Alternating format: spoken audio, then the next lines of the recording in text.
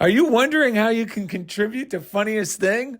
Don't flip out. Go to patreon.com/funniest thing. Whoa! Oh! That would have been crazy. Welcome to The Funniest Thing, Yes. where each week we share stories about how stepping out boldly always leads to better than expected outcomes. Correct. I'm Darrell. I'm Ed. And we are broadcasting live from CHOBO Studios in Beautiful downtown Van Nuys. yes, the only place to avoid in Southern California. So Ed, what's today's episode? Hey, before we get started, Yeah. I'm going to give you what the show is all about because we are very excited to have an amazing minister from Florida I can't wait. that we met at Unity Village. But I just want to bring something up. Indy, is your mic on? Yeah, what's up? You did it again. That whiteboard says funniest thing with frankincense and myrrh. It's Darrell and Ed. 'Tis the season, y'all. How are you today, buddy? Doing great. It's been an awesome morning. Good seeing you guys, and ready for another bang up show. Oh, yeah. Thank you, buddy. All right. So today's show is called I'm a Big Kid Now. You want to sing that? I'm a big kid now. With Reverend Kathy Beasley. Oh, my God. We're so excited. A big kid maintains their childlike sense of awe and appreciation throughout their lifetime. They do this through their faith in the loving grace of God, always providing for them.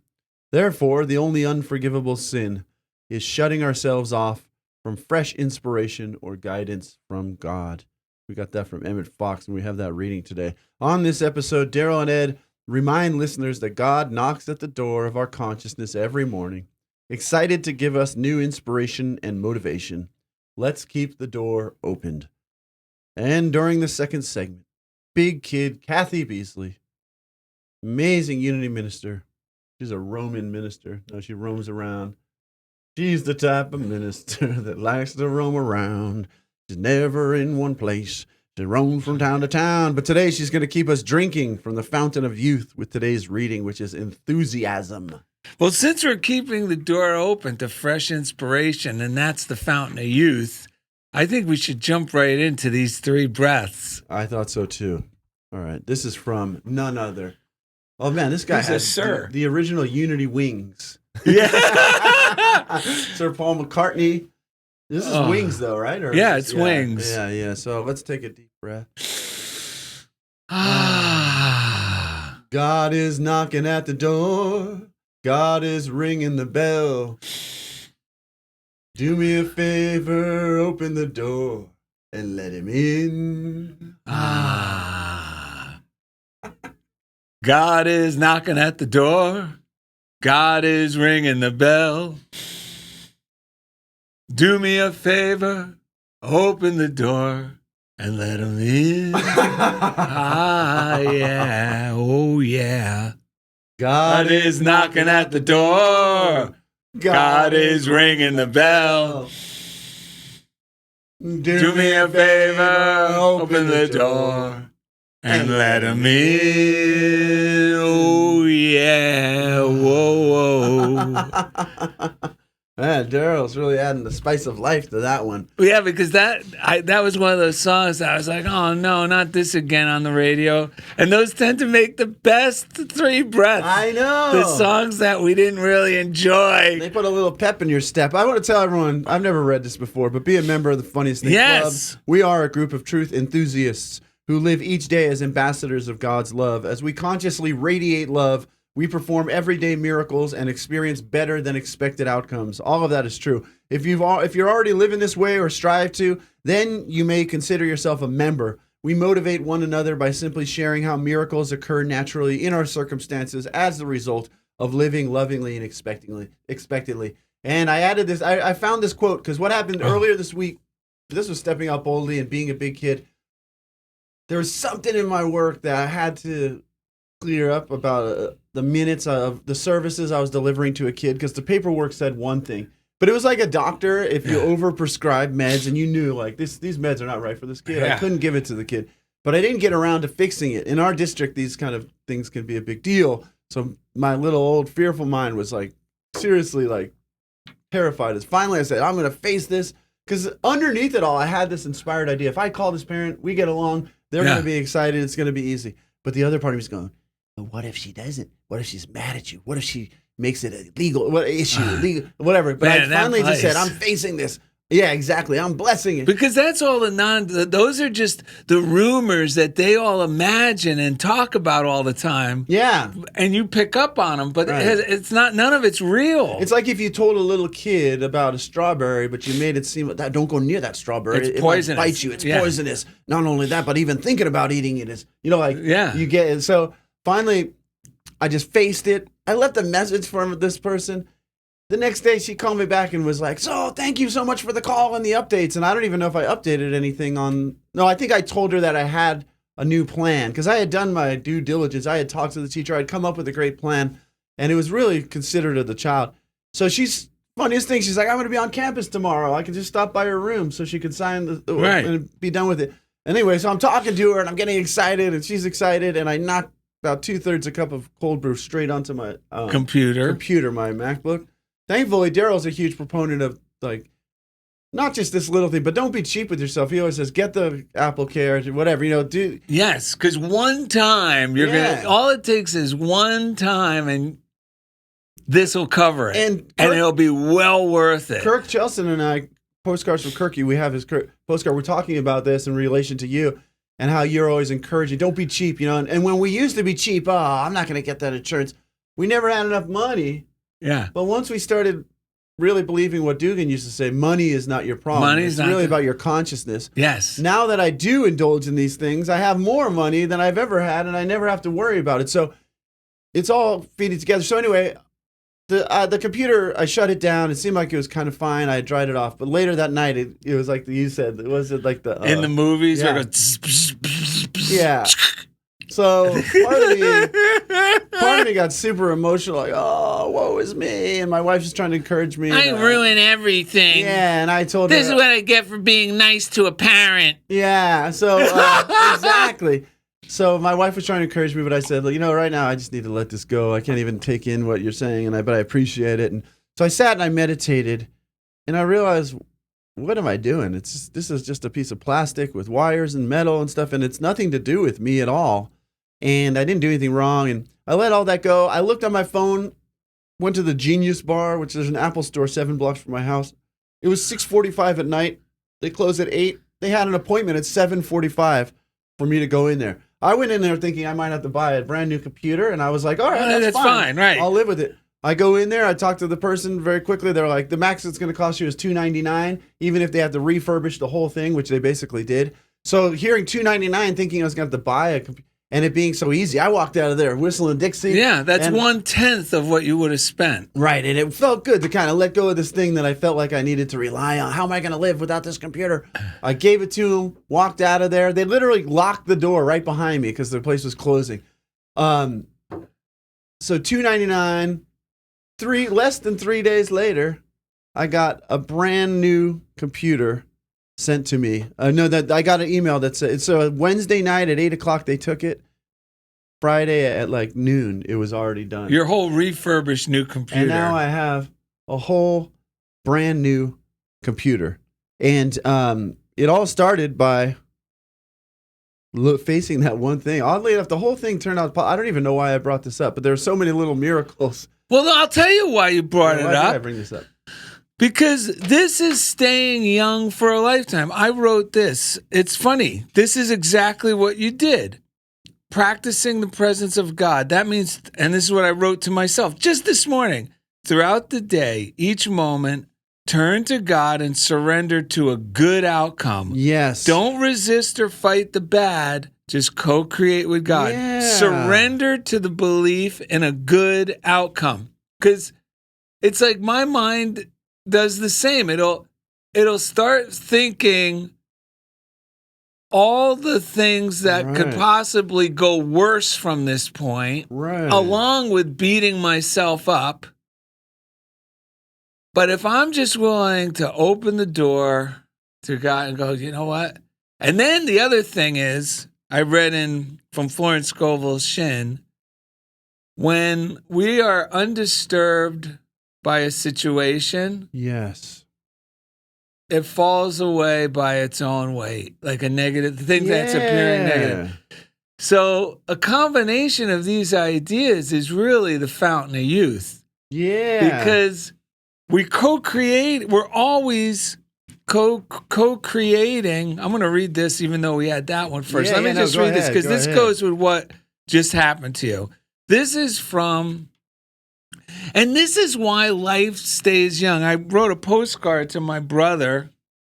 And when you write postcards to other people like we do, or I encourage people to do, and I've been doing this since Dugan turned me on to this stuff, because it was a way to pass downtime while I was by this time, I was at the police station, but I moved up pretty quickly and I'm working at the courts while I was in the military.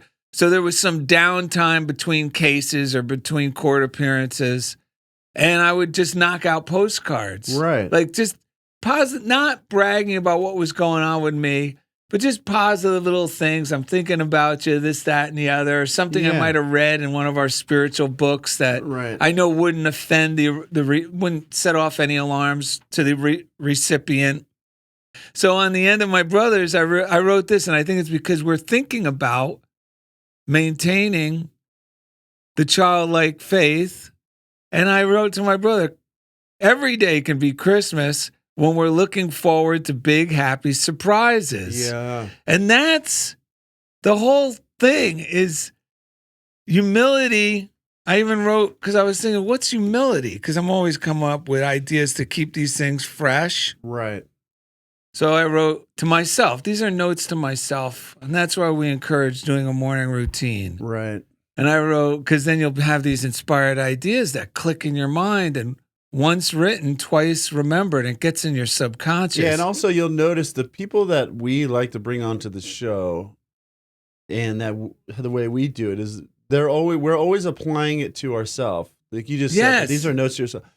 And if you're really, I think if you're in the presence of someone who's a truth teacher, at least the kind that we like to learn from, they're the people who are speaking from their experience of applying it to their own consciousness. So there's always fresh inspiration there. Yeah. And that's the difference. And Susan Sly, shout out to her in the UK.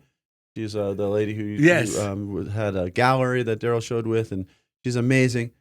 And she was saying, she's like studied cults and stuff for some project she's working on. Right. But she was saying that the vibe she gets around this, which is what around us and these teachings, and which is why we like it, is because we're just learning it just as much as you are, and then we're speaking from that place.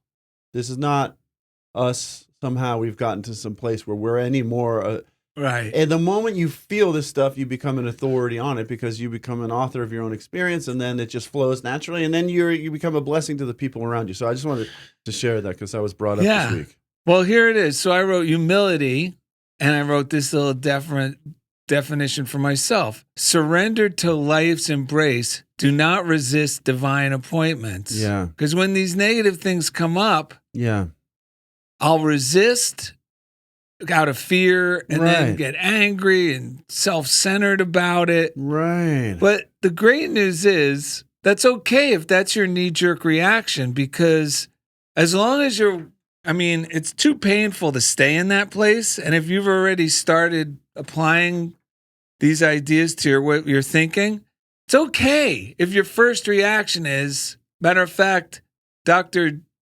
Jampolsky, Gerald Jampolsky calls it the oh shit factor. That's true. You gotta go, and then you can switch your mind. You can't pack the musket and go, I'm not letting this bother me. You gotta acknowledge it and then move on. So speaking about what you did, this was one of the readings we were going to read, like third in line, but you know how. Yeah, and if you don't have You Unlimited, it's a great book. We've been reading through it with a bunch of amazing people, and just super inspiring. Simple, practical truth. So listen to this, Ed. You ready? Mm-hmm. To realize that we have true dominion, and then to practice using that dominion is to free yourself. Furthermore, in the use of this divine gift, it is not only you that you are helping, You are also helping to lift the consciousness of the entire human race. Every time we're working on this within ourselves, Yes. we're actually helping spiritual evolution at a higher level for the whole race. Matter of fact, the French savant Pierre Teilhard de Chardin, I never pronounced that right, but this is what he says, the same thing. A vast evolutionary process is in ceaseless operation around us, but is situated within the sphere of consciousness.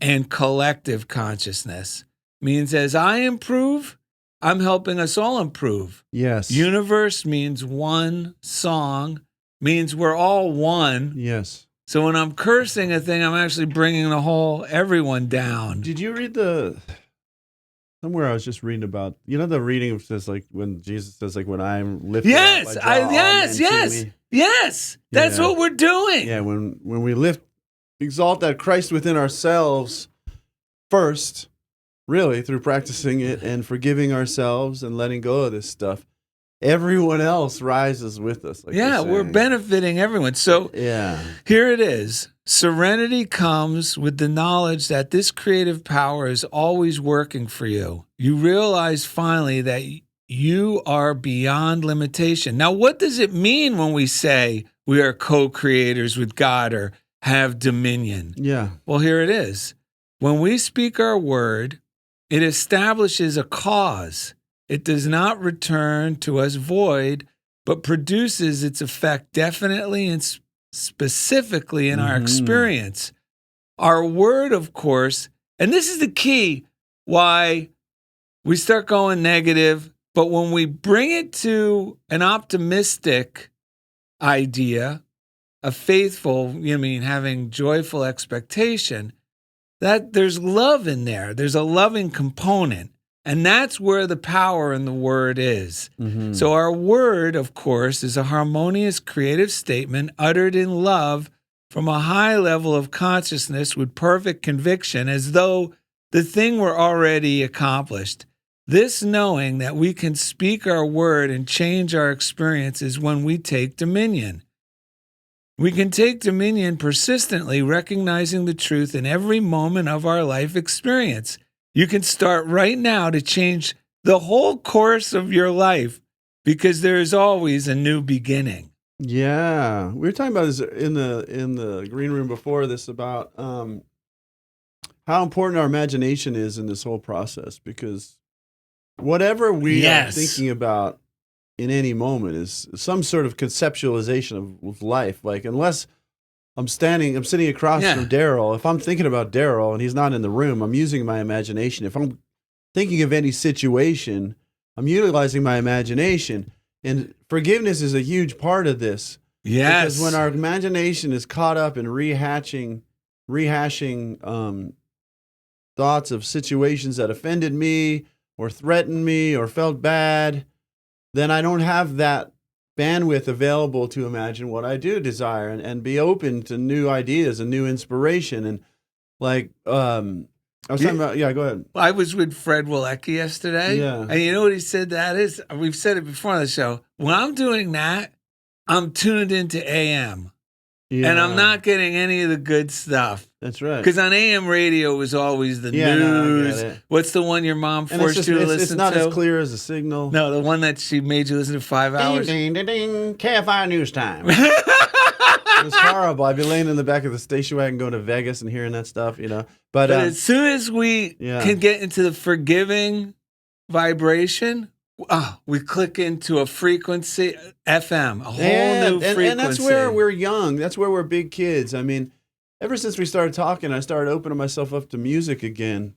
It's just been incredible because in my mind, I had it filed away as something that was in the past. And that was something that I couldn't enjoy the way I used to.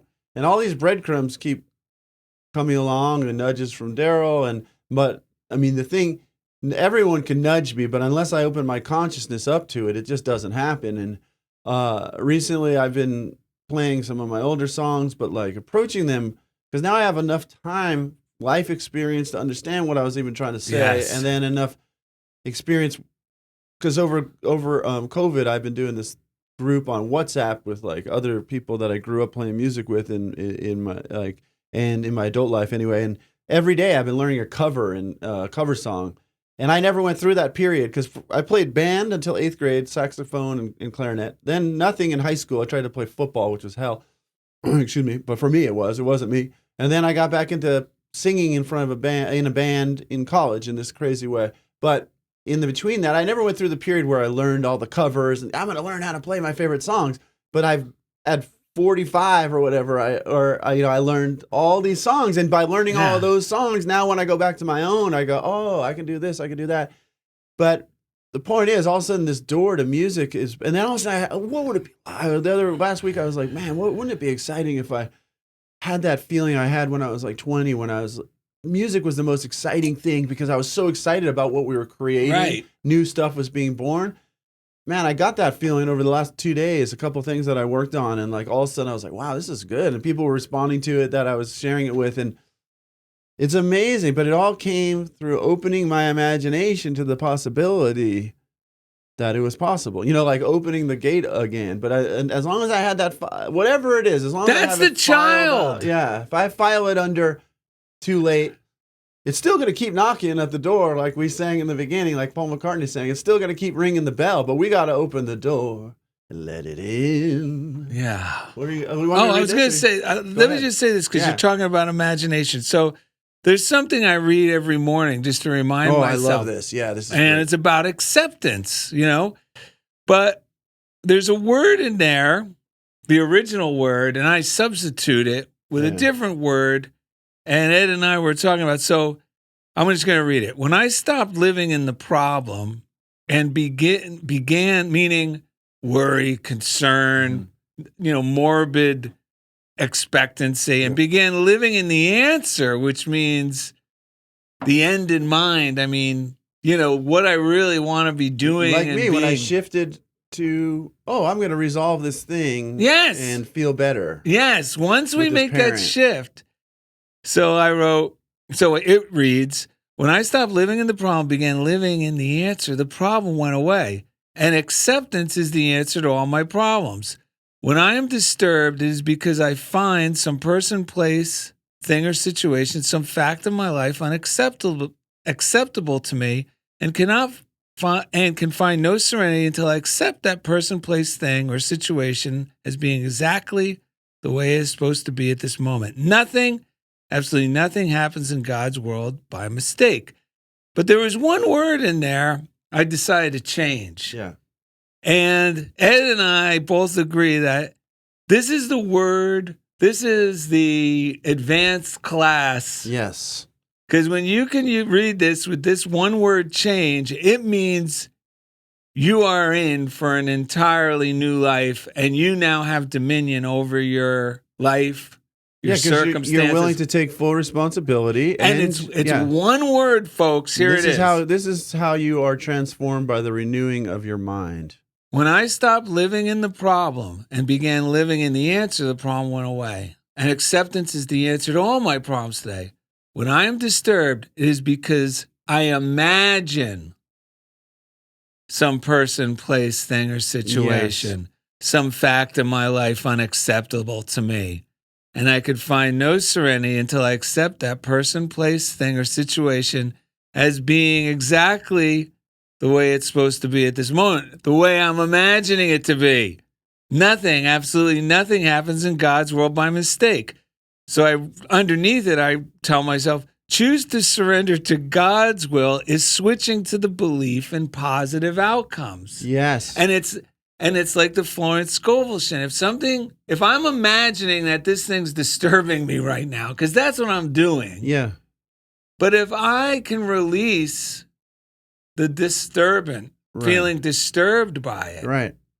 Well, then the initial problem falls away by its own weight. And then that's when we have better than expected outcomes. Yeah. I mean, dude, I found this, this book that Unity put out a while ago called, it's a free booklet. I think that's the one good one, right? It's the good one.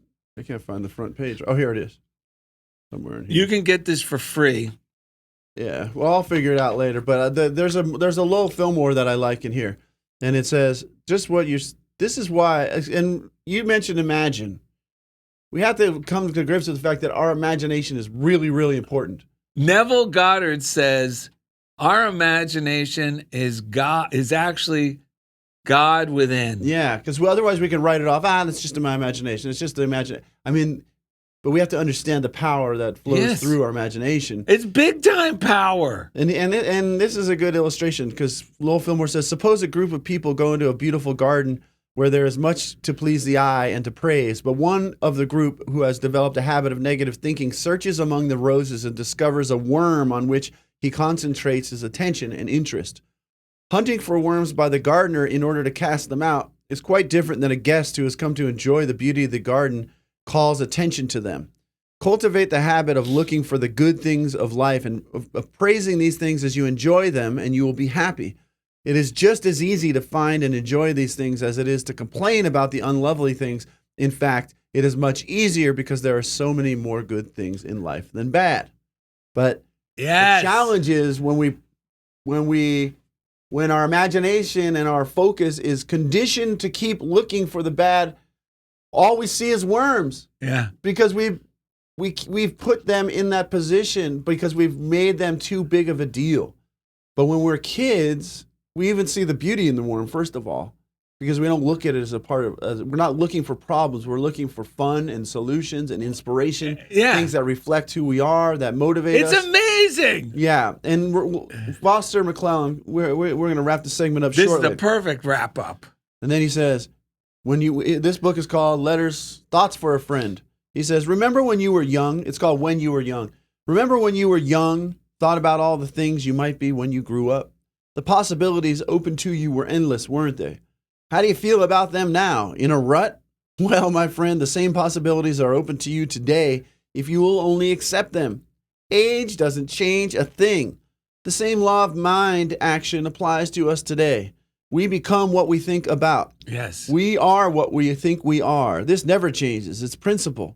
Let's see ourselves in the role that God, the great creative force for good, would see us play. Our greatest joy can only come through serving others, but in so doing, we serve ourselves and our world.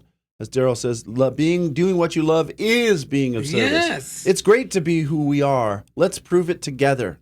Let me give these. So that's good news. I'm just going to quick shout out to Lowell Fillmore. This isn't Lowell Fillmore. This is Lois Conklin. Postcards. Lois Conklin. Who we love. Thank you. Hey man, if you're not on YouTube and you want to see the go to the visual that is, go to YouTube and then find Funniest Thing with Darrell and Ed. You can see these beautiful postcards. On this day in Advent, she says, I cherish memories of those who have touched my life with love. You are those who have touched my life as well as many others over the many years. Sharing is caring. Sing along with me, Lois Conklin. And then Kirky sent us a couple good ones. Let's see. Oh, I think this is the new one. There was a really good one. Yeah, this is, I'm calling about the job. There is no job. It was a joke. Ha, ha, ha. That's the front of the postcard. I don't even know. This might be an old one. Crying out loud. An accountant who studied the lives of the lottery winners concluded, this is the good one. People who were happy before winning the lottery are happier after winning. People who were unhappy before winning are unhappier after. Yeah. So the people who were happy before winning are happier afterwards. People who were unhappy before winning the lottery get unhappier as a result. So it's not the money that makes or breaks you. It's how you think about it. Alan Cohen, we already won. We already won, folks. We did already win. And we won with our guest who's coming up next. That's correct. So coming up next, Big Kid Kathy Beasley keeps us drinking from the fountain of youth. And she really does. So joyful. I know. With today's reading, which is enthusiasm and a whole lot more. So thank you for listening to Funniest Thing with Darrell and Ed from CHOBO Studios. Oh my God. Indy's really working it. Is he okay? What'd you put in his coffee? All right. Welcome back to Funniest Thing. Today's episode's called I'm a Big Kid Now with none other than Reverend Kathy Beasley from Florida. How are you today? I am groovy. If I was any better, it'd be two of me, and I don't know if the world is ready for that. Well, you know what? Ed's favorite metaphysician, Liberace, said. I wish my brother George was here. No, he What? said, too much of a good thing is wonderful. My family loved Liberace, man. That's I can't why- lie. We that- saw him live once. That's why if there was two of you, oh, bring it on. That's right. More Beasley, please. Spread the word. That's what we need. More Beasley in the world. Yes. That's right. Hey, before we hear more of your wonderful wisdom, we need to thank someone. We have to thank our chief engineer out in Kansas City, Kansas. Yeah, who puts this on the audio podcast wherever you're listening. His name's Jeff Comfort, and each week He takes us right into the comfort zone. Yeah. He actually built Unity Online Radio Yes, he did. and really held that place down until they decided they got too smart for a little old Jeff Comfort. And then 2 years later, no more Unity Online Radio. Anyway, onward and upward. All right, Kathy Beasley. You've been listening to us talk about all these things related to being a big kid now. What are you thinking? I'm thinking a lot of things. Mhm. The first thing that jumped out at me was the idea about imagination. And all I could think about was like second and third grade, where our teacher would give us some paper and some crayons and tell you to use your imagination. Mhm. And almost like it was a screwdriver or a wrench. And so in my mind, my imagination really became a tool. And I say often, I was like, I got crayons and an imagination, and I'm not afraid to use either one of them. Wow. But our imagination really is that space of possibility. It's that screen that we view all day long that brings all good things into being. So it all starts in our imagination. So imagination for me, that's a great thing. And I just sat here and laughed over and over as I was listening to y'all talk about it. But that's where I am today, in that space of imagination, because that's where good things flow from my life. Hmm. When you say you end the day that way, what does that mean to you? It means that I do this moment of comparison. Is it as I thought it would be, or is it better? Because it can only be like I thought or better. So sometimes my prayer is simple: this or something better. Mhm. And most days, it's something better. It's something that I couldn't even conceive of. But it started with just the basic thought in my imagination. So that's a good thing. That's amazing. We were reading from You Unlimited by Norman Lundy earlier, and this week we've been doing a little book club where we read a chapter a week with some people. And the thing that jumped out at me was this phrase that I've heard. I was raised Catholic, and I've heard this so many times, but it never really meant much to me, which is that faith is the substance of things hoped for. And finally, it's like Isn't that jumping out funny? at the page that it's It actually did that for me too for the first time. I finally went, The it's actually the substance. Yeah. I was like, how did I not feel that before? Exactly. And it gave me the image of like a spider spinning a web, that I'm spinning the web of my life using faith, which really requires a lot of imagination. And so that had never really, I had never really felt that as much. But when I hear you say it, it's even reinforcing it even more, how important that is. Right. And the word substance it wasn't something that I used often until I found Unity. And that idea of faith is that tangible Yes. thing that I can see, I can touch, I can feel, I can know. And when I look at it in that realm, because to me, faith was kind of like the wind. It was kind of there and not, and sometimes, but when I started to understand it as tangible, that means that faith is always present to me, through me, and as me, as much as I am willing to allow it to be so, or according to my own level of receptivity. So receptivity is almost like, how much can I carry? So if I can carry a good bit, or today is a little bit kind of day, that's how the substance of faith shows up in our life, based on what we are willing to carry today. Yeah, faith is the substance. Yeah. Dang. And it's my imagination Yeah. and my expectation.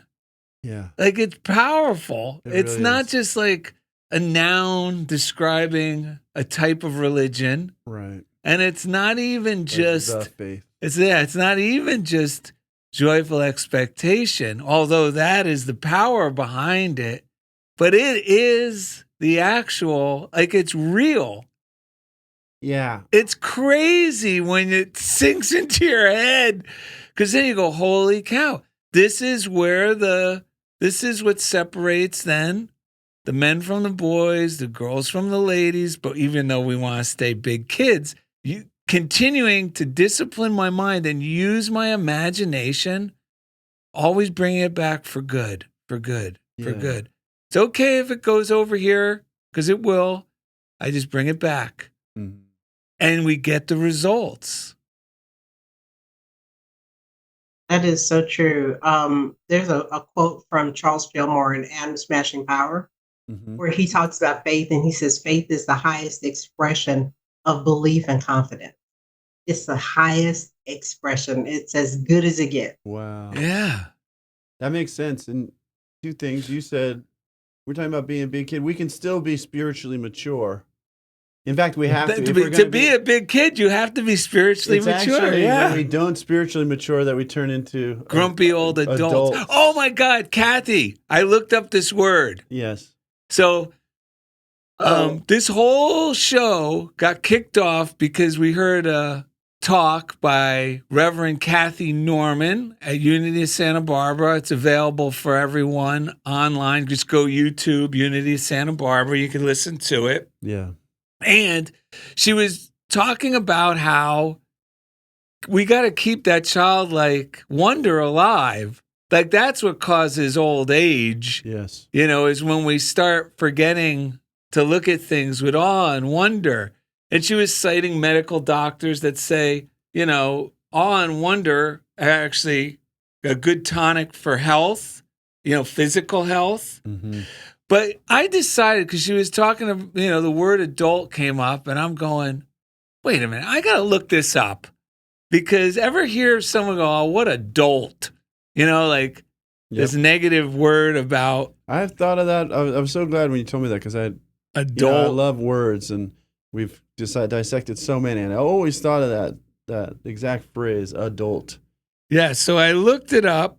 Oh my goodness, Ed! I sent it to you in a text or something, but it basically. Let me find it here. I got it here. It's got to show up. While you're looking for that, I want to say when Kathy, when you were talking about how much can you carry, one of the things that I like about this is, like, unlike this sort of burdensome carrying the cross that some people say, to me, what I love about this and why I love Unity and these teachings is it's quite different for me. More, it's like when I use my imagination to expand the vessel within me of what's capable.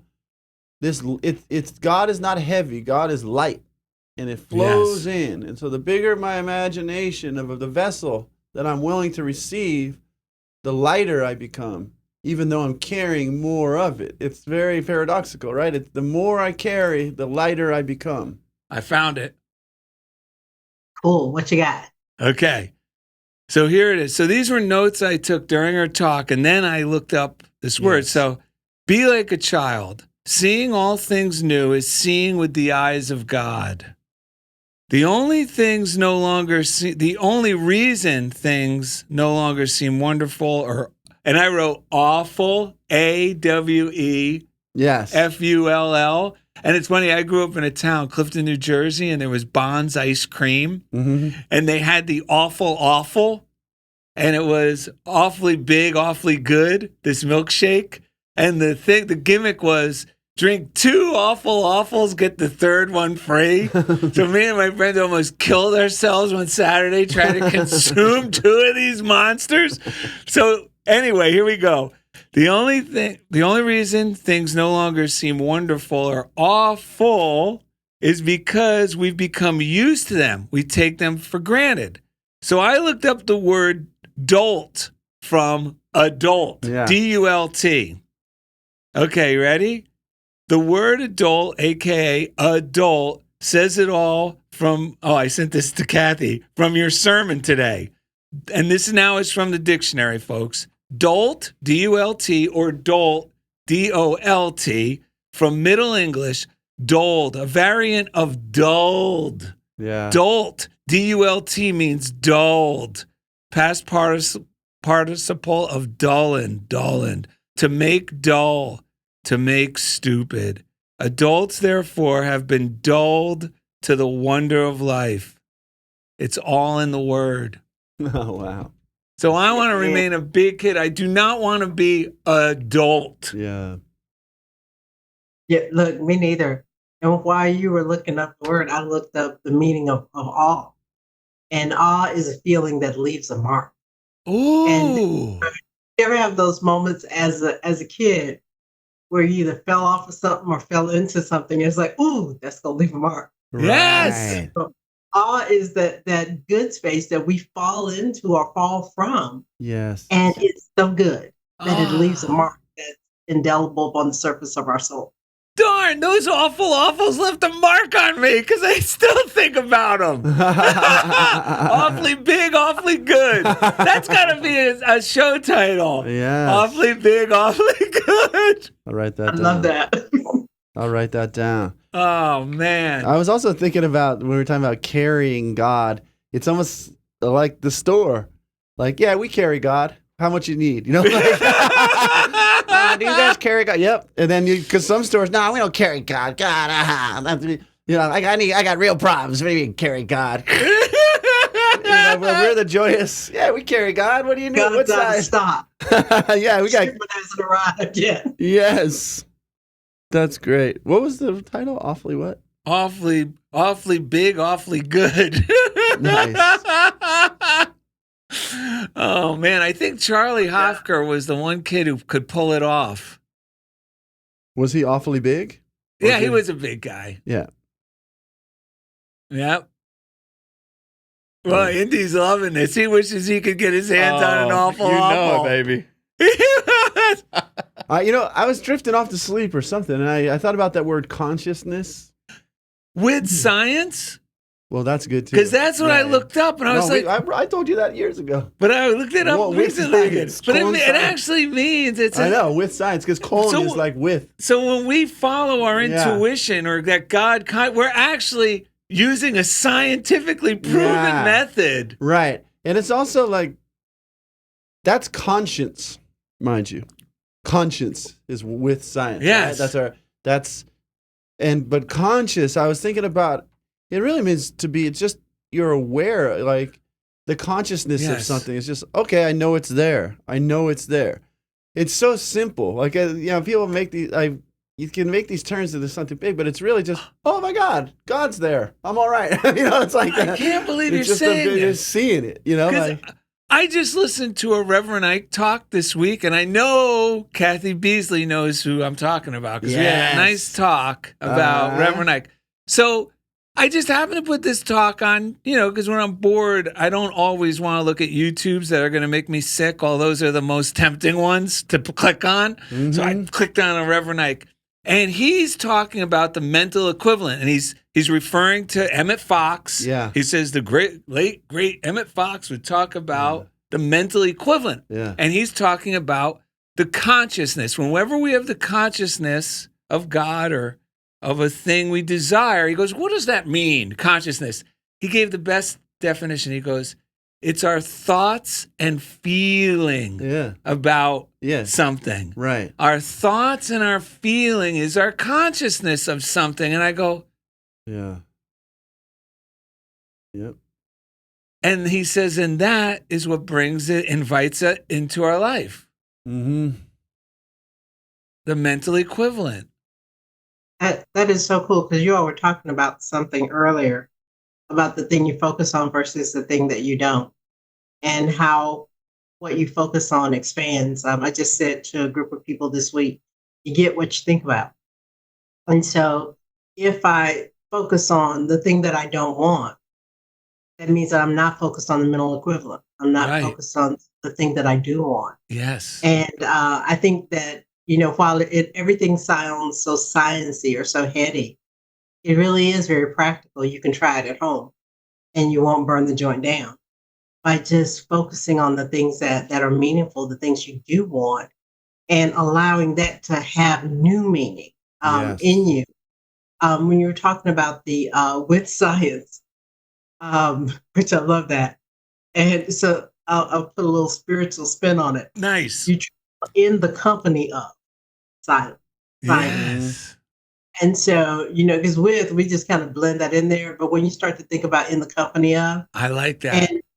and with me, when I think about what's in my company, I spend time with things in my company that I invite, that I welcome. And so I can be with some things that are like a pain in my butt. But if I invite you and I welcome you, that's a very different expression.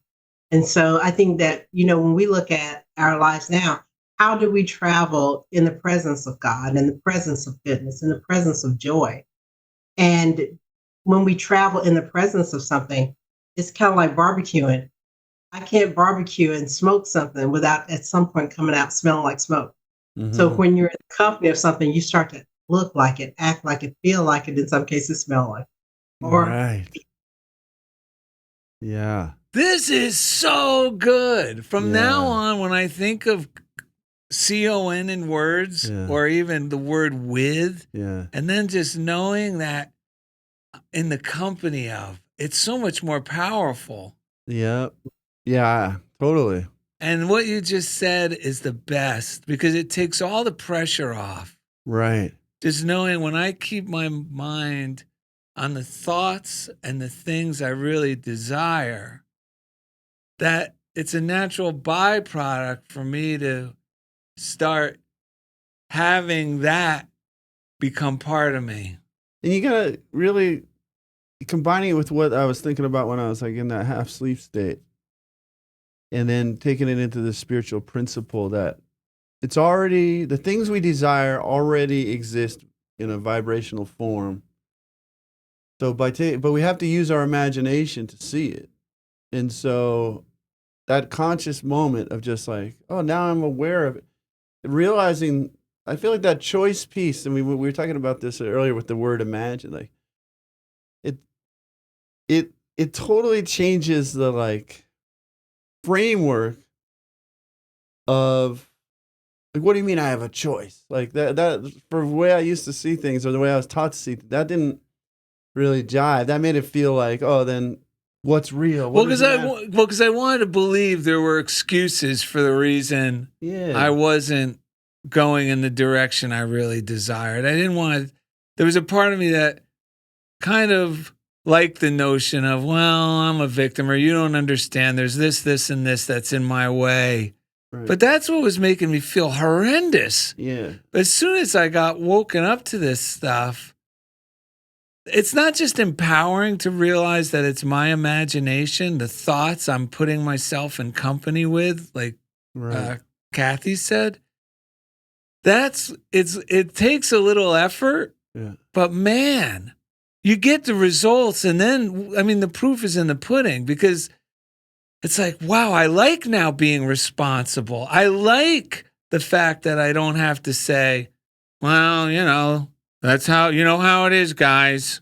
I don't want to be that. Well, also we can invite all the company we want, but if we Yes. don't have the if I'm not aware that the party's going on and I'm in the corner worried about some spiders, some cobwebs I Yeah. got to deal with, and there's a party going all around me, then I keep inviting it, but why aren't I happy? Because there is a point where I just have to turn and look and appreciate the party and join the party that I have invited. Yes. And that is a lot about what this new thought stuff is about. Like, you can have one or the other and you get to choose, and there's no God holding anything against us.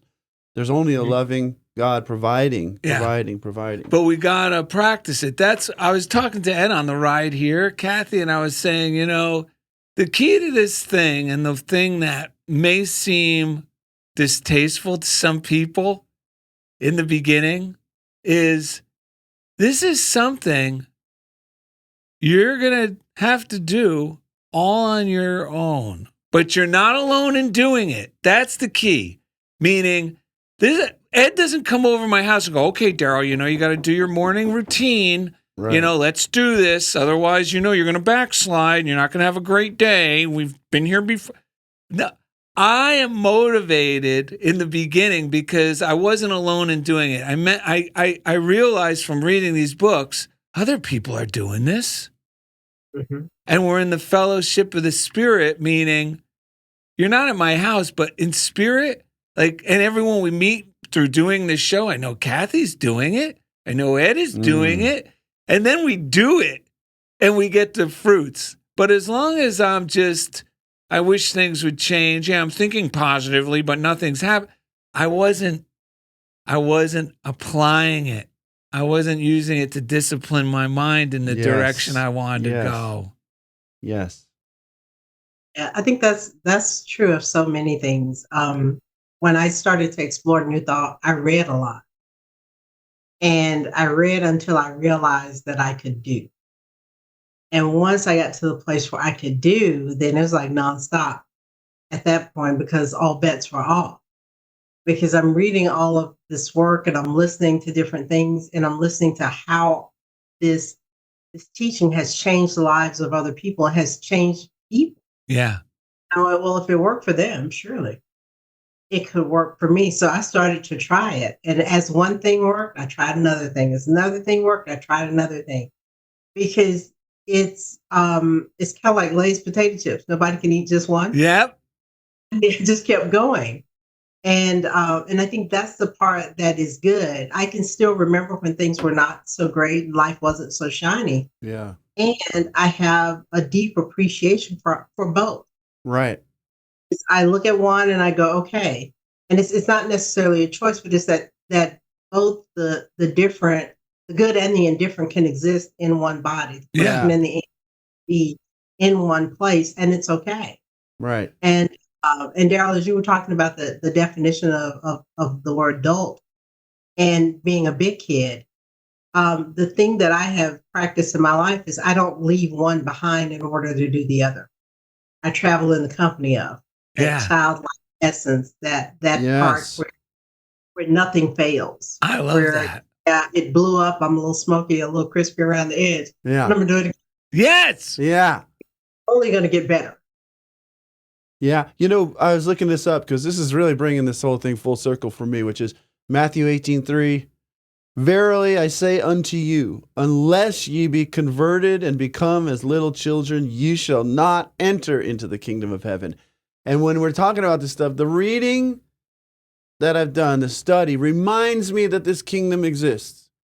And that's really, really important because a lot of us have been raised in a place where people don't really believe that it even exists. So I read, it exists. You can go there. But to enter it, I have to change. I have to become again. I have to be transformed to the renewing of my mind. I have to have this dramatic change in my character to enter the kingdom. I can sit there and see it. I can tell everyone about it. But if I want to enter it, I have to become like a child.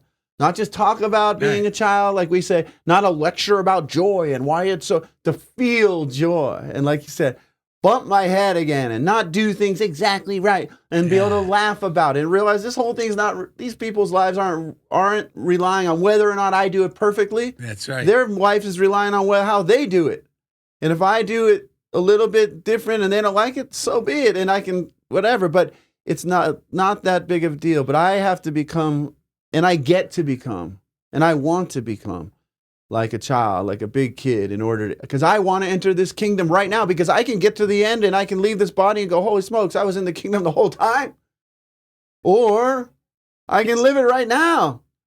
Well, the prayer works, and that's what we're really encouraging everyone who's listening to try is begin doing a simple little practice. Yes. Where in the morning, but anytime we recommend starting in the morning. Yes. And take that time. Because the morning gets you started and then you can do it again in the day as needed. It sets the tone for the whole day. And read some inspirational books if you're choosing that, our daily readers, because prayer changes things. Mm-hmm. Prayer changes things because prayer changes you. Right. Prayer changes Yes. me. And this is the amazing portion. When I change, my circumstances change. Yes. That was the biggest relief because up until that point, I was always a victim because I was always trying to, once I do this, once I do that, once I get this, once I get that. And it was too much. So when it was put to me that, look, can you do 7 minutes to do some prayer? Because if you continue to do this, pray and meditate in your morning, simple, not marathon style meditating or praying, just some positive stuff, just a deep breath and saying, that's a meditation, folks. That's right. So if you could just do that, you're going to be amazed how much everything's going to transform. Just do it for 30 days. And I wanted to believe that. And folks, that's the thing. Prayer changes your life because it first changes you. A minister was asked, prayer changes things, huh? Because this guy would always say, prayer changes things. Prayer changes things. This minister, I don't remember who it was. Right. But it's in some of these books, this famous story, Right. a well-known story of this minister. And he said, what do we mean prayer changes things? He goes, I know prayer changes things because the one thing it's changed is me. Right. But when we change, like it's an inside job.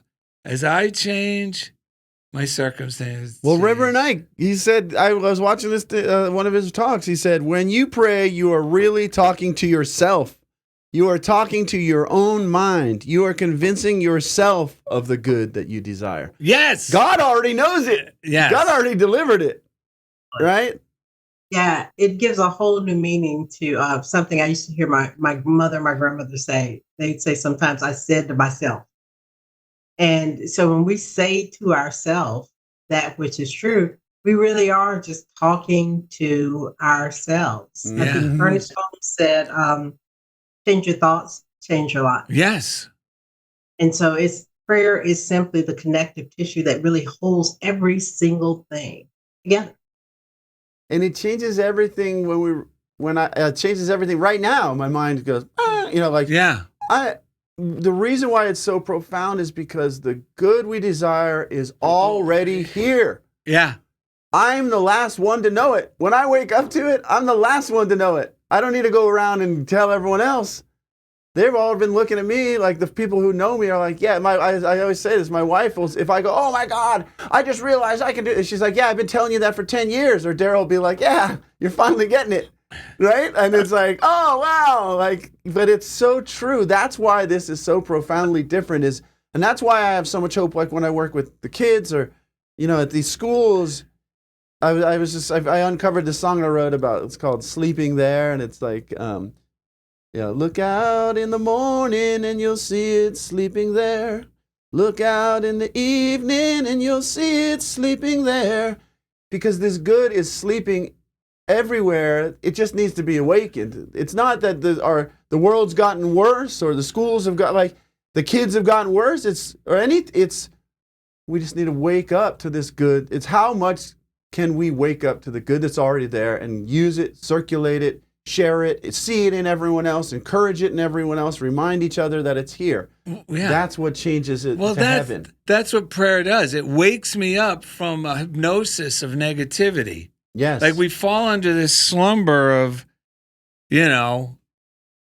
the race consciousness, or you can call it the Adamic consciousness, Adam and Eve's story. Some people refer to it as that. Right. But it really is me snapping out of this awful hypnosis that I got myself into because I started listening to the news and looking around and going, oh my God, what's going on here? Oh, we're in trouble. And I start getting more. And when you dig in with more fear, it's almost like the guy's doing the watch in front of him going deeper and deeper.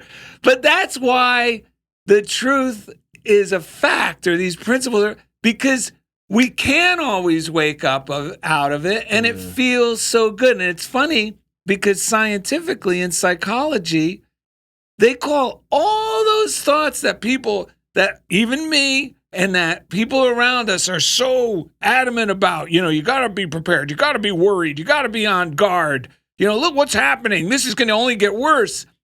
Do you know in cognitive behavioral therapy, all those ideas that all the news anchors are promoting are considered cognitive distortions, Yep. which means they're not true, folks. Right. It's insanity. It's a hypnosis.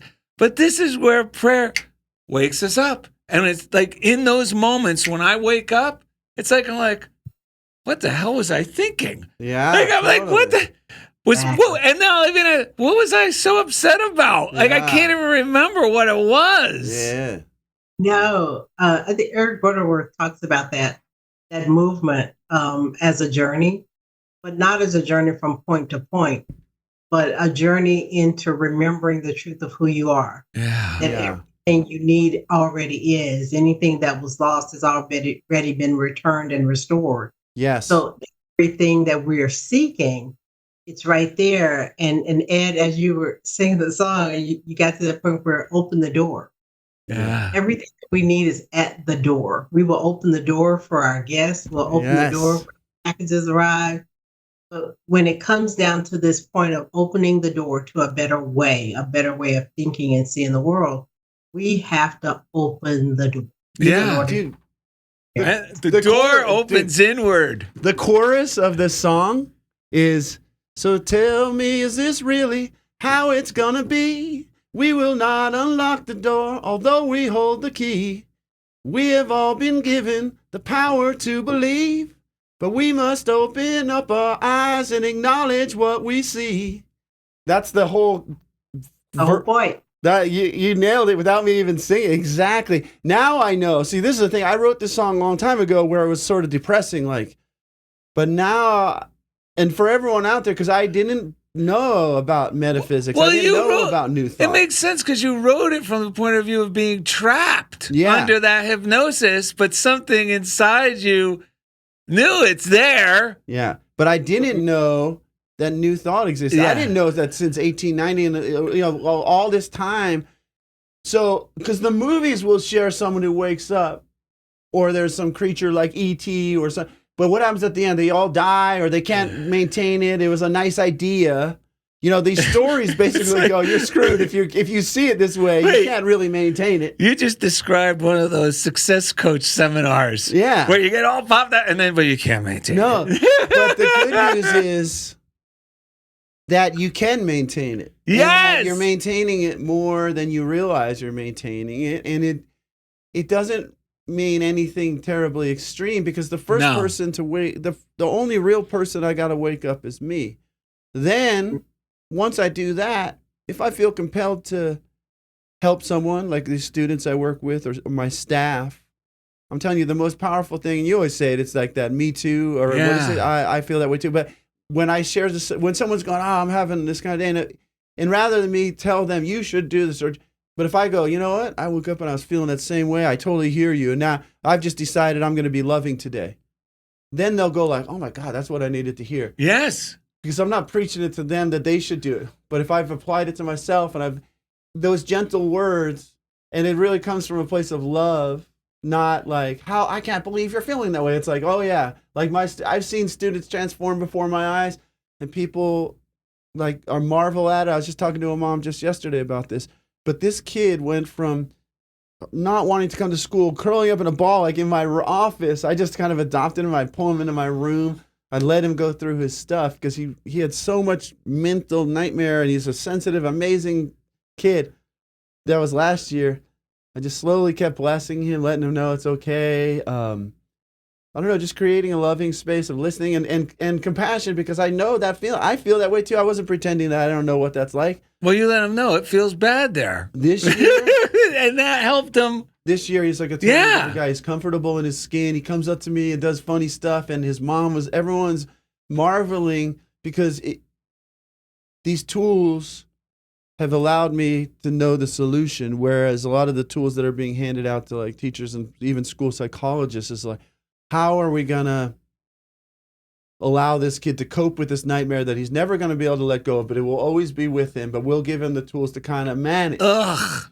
But this stuff is not about managing. It's about transforming and awakening and blowing the doors off of any kind of limitation, because we're the ones imposing it upon ourselves. And when when we realize we don't have to do that anymore. Well, because no The one whole else thing was changes. honest with him. Right. You were honest. You said, "Yeah, I feel that way here too." Oh my God. And he went, "Oh, I really?" laid on the floor with him one day. Yeah, 'cause but I was that's like, the healing yeah, thing. Yeah. Not, well, you shouldn't feel it. This is school. Yeah. No. If people would all just get No. honest. Yeah.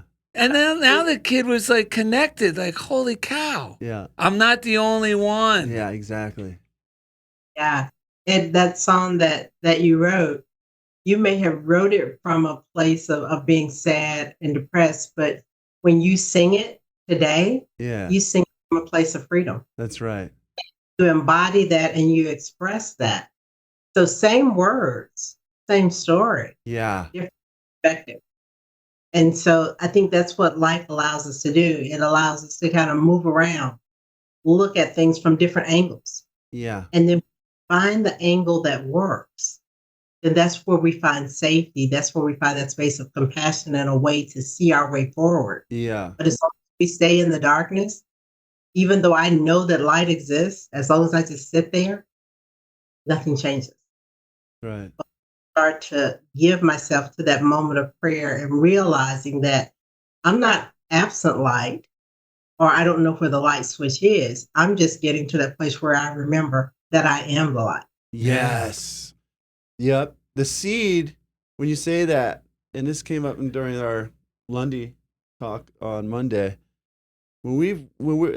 prayer changes things because it's like sunlight for the seed Yeah. that exists within us, and that when that seed starts to grow again, that's power. It's not just like forcing anything. No. Now, like that kid, that seed was like getting kind of like stuck, and it was holding all that in, and I just kind of like gave it a little more sunlight. But the only reason I was able to do it for him is because I do that for myself. Because Right. once the real me starts growing, that power of God starts expanding. It's so liberating. Because lately, the more I've been getting back into my music and everything, it's like I'm like shedding. I wrote another song called "Steal the Show," and it says, "Shed the box, grow through the locks, because I'm buried right here beneath the rocks." Like a seed, right? And it's like, yeah, it's the same. It's in me. I don't have to be perfect. I'm not going to pretend I do.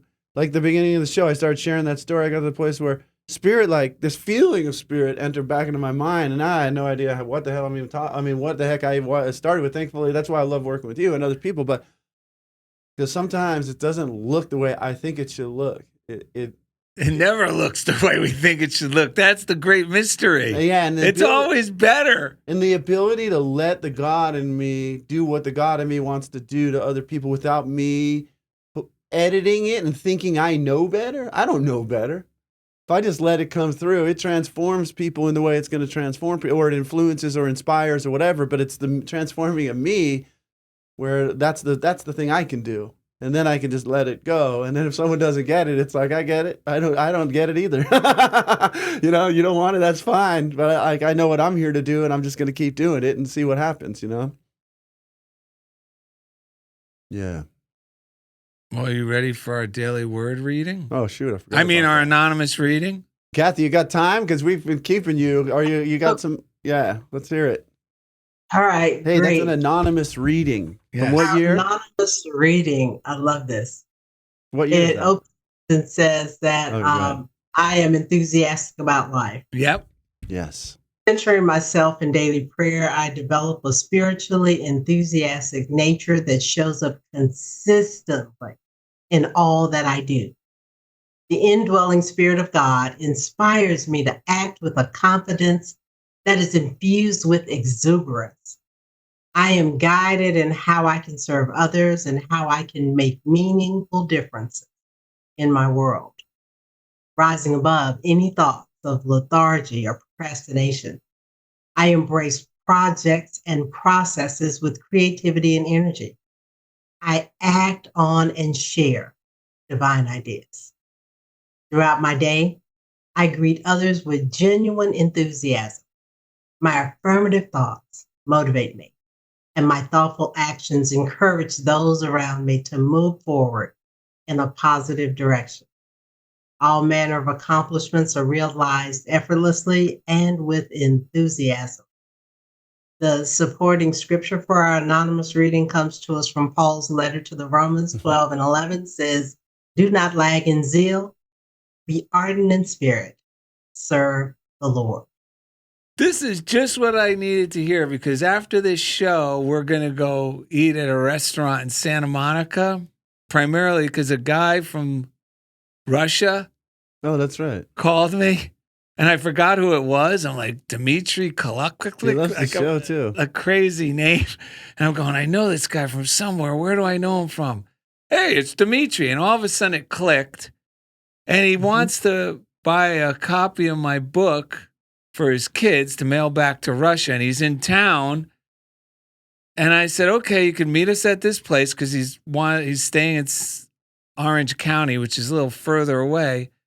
And my mind starts to go, oh, well, it turns a positive into something apprehensive, to be apprehensive about. And I'm like, why is my mind doing this? And you reading this, I go, you know what? I got to rise above these thoughts, because procrastination and apprehension is just fear disguised. Yeah. And I'm going, no, I'm going to go there greeting with enthusiasm and expect joy, not. Right. Is it crazy that even positive things we can somewhat makes no logical sense, folks. But the good news is, by reading these books, having our friends, and we change it. And once I'm changed in this circumstance, well, now going forward, this little bit of apprehension won't be with me for the next one. Yeah. We heal this way. Yeah. Yeah, there's part of me I can say when you say that, it's in the past, it's just been afraid to get swept away by God, because it really is that. It's like it's a flow, it's a flood, it's a river of inspiration that changes everything. And we got to be willing to just relax into it and ride it. And it turns out it is us. It turns out but that's really what it is. I mean, I went from thinking, oh, I'm too old to do music, and I'm about to be 50. But little things, as soon as I started opening the door, I started thinking about, well, what about like these old blues guys, John Lee Hooker or B.B. King? And all of a sudden, remember I told you one day that B.B. King song just popped onto this radio out of nowhere off of my phone. And so these little ideas started coming. These country guys, boom, they did it when they were older. And then my mind started, well, why am I saying that to myself? And then I was walking out of the house yesterday, and I go, nowadays, music business doesn't even control music. TikTok and these places. If one of my songs was on there, it wouldn't matter. They're you know what I'm saying? It's not in the hands of those filters anymore. So, and it's just, I don't care. I'm not going to just go, oh, I got to get on TikTok right now. But it just, God whispered in my ear, why are you worried about any of this? So if you're doing what you're here to do, just do it. Be taken care of. Just do it. Just do it. It's for you first. It's for me first and foremost anyway. Just do it in your living room. Yeah. Colonel Sanders fried his first chicken. He was 60 years old. What are you talking about? And look what happened. Yeah. 60 years old and retired. That's right. And KFC, that's right, within just a few years, took off like crazy. Yeah. So fry your chickens, Ed. That's what I've always done. You're not too old to fry a chicken. I've always felt compelled to do that, and now I have the principles and the tools. That's the thing we're talking about earlier about faith. The thing that breeds true security in my life is that these are principles. It's not just like you said earlier, like faith used to be this kind of whatever, like the wind blowing around. It's like to realize that it's really principle. That if I put my mind to it, my imagination, and let this come through, it will transform. It has to. This is principle. It will provide. It will happen. It's amazing. Well, and putting your mind to it means enjoying the idea of how that feels. That's right. It doesn't mean going, okay, I'm going to have to get on TikTok. No. I'm going to have to reactivate this account because I got to get followers. No, it's actually it means enjoy the idea of doing it. It's like letting my mind be in the company of it, as Reverend Kathy said. Letting my mind just be in the company of the ideas, man. They're knocking on the door. They're ringing the bell. Yeah, and that's going to bring it about. It's Open not the our door job and let 'em in. to figure out how. No. That's God's job. That's right. That's right. Exactly. Well, we have the story. Reverend Kathy, is there anything you want to say before we read the story and sing a song and take us out of here? Well, this was for you, Ed. Aaliyah wrote a song a long time ago that said, age ain't nothing but a number. Yeah. To do the thing. Say the words. Yeah. Be the person. Yeah. And I think the last thing I'll share with you is it's a quote from What Will You Have, written by James Decker. It says, "Be bold enough to sit back, relax, and let your imagination take That's over." it. That's it. That's it. That's all you need to do. What a relief. I saw the same quote, like a new, Questlove, the guy who plays drums for the Roots and Jimmy Fallon, he said something, the exact same thing. And he had this guy some bearded psychologist type guy in like 33 years ago on Oprah, did this visualization using these principles. And that's what Questlove was saying in his thing, because he's lived that life of his dream. And he was just saying, you got to take the time. People think it's not, I got other things to do. I can't be sitting in my imagination, but that's everything. It is. If we want to live the life we want to live and open the door to let it in, it's through our imagination. It's 92 up to 98% inner activity and only 2% outer activity. That's what the experts say about success and prosperity. Yeah. We're told the opposite, but the truth is, it's up to 98% basking in that joy of our imagination. Yeah. And then the inspired activity comes to us. It so does. It really does. Like that parent who happened to come to me on campus to sign the paperwork. It comes right to us. All right, so we have a quick little story. It's from when you were a child. Yeah, when Kathy Beasley was a little kid. Day before yesterday. Yes, that's right. When Kathy Beasley was just a little kid, just the day before yesterday, you know what these kids are. Another kid told her that she was adopted on the playground. They always do that. I know. And there's nothing wrong with it, but they always do it. So Kathy was shocked. Dinner, she asked her mom, "Mom, am I adopted?" Kathy's mom smiled and replied, "Not yet, but we placed an ad."